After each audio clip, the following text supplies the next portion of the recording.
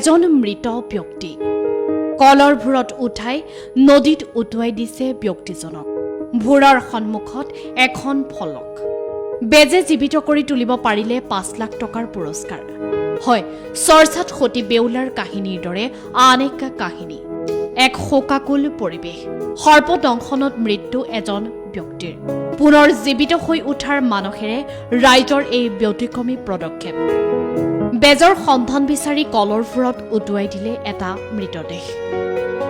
প্ৰচলিত প্ৰথা অনুসৰি যাক সাপে দংশন কৰে তেওঁৰ মৃতদেহ ভূৰত তুলি নদীত উটাই দিয়া হয় আৰু এনে কৰিলে কোনো অলৌকিক শক্তিৰ দ্বাৰা মৃত ব্যক্তিজন পুনৰ জীৱিত হয় বুলি বিশ্বাস কৰা হয়। হাজোৰ এজন ব্যক্তিক পুনৰ জীৱিত কৰাৰ মানসেৰে ৰাইজে ল'লে এই বিশেষ পদক্ষেপ। হাজোৰ দিহিঙত এতিয়া চাঞ্চল্য, এক শোকাকুল পৰিৱেশ।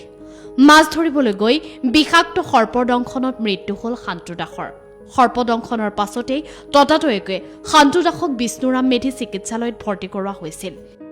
কিন্তু চিকিৎসকে সাধাৰণ চিকিৎসা কৰি অন্তিম সময়ত GMCHলৈ প্ৰেৰণ কৰে যদিও আধা বাটতে শান্তু দাসৰ মৃত্যু হয়।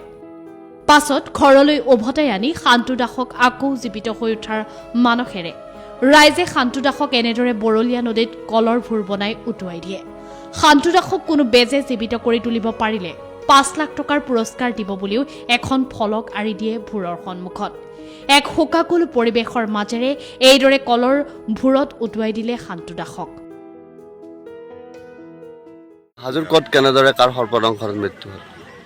হাজো দিহিঙা দেলগুৰি চুপা শান্তৰাম দাসৰ মোৰ সৰুৰে হয়।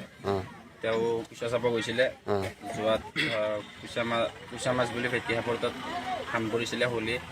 তাৰপিছত উলিয়াব বিচাৰোঁতে হাতত ফুটিয়াইছিলে সাপে। তাৰপিছত হাজো চিকিৎসালয় বিদ্যালয়ত ভৰ্তি কৰিছিলে। তাৰপিছত নয়ন ছাৰে হাতৰ গাঁঠিটো দেখি কিনে কৈছে ইমান টাইটটো কিয় দিছ, খুলি দিছে নয়ন ছাৰে গাঁঠিটো।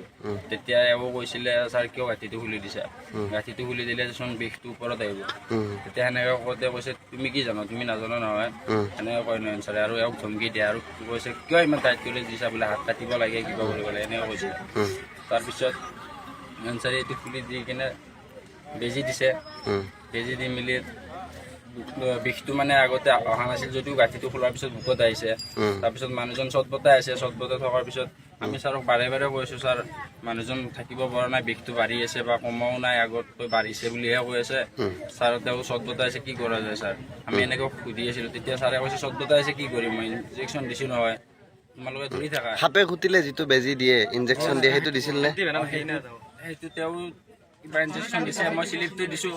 শ্লিপটো মই ভাঙাঘৰত গৈ দেখাইছিলোঁ।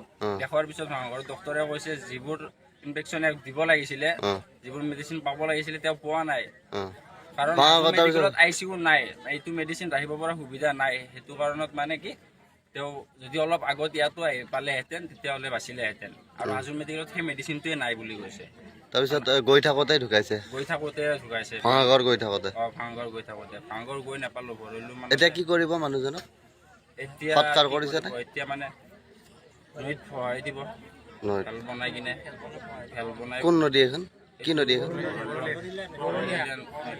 ইয়াত উটুৱাই দিব মানুহটো? ইয়াত নদীত উটুৱাই দিব।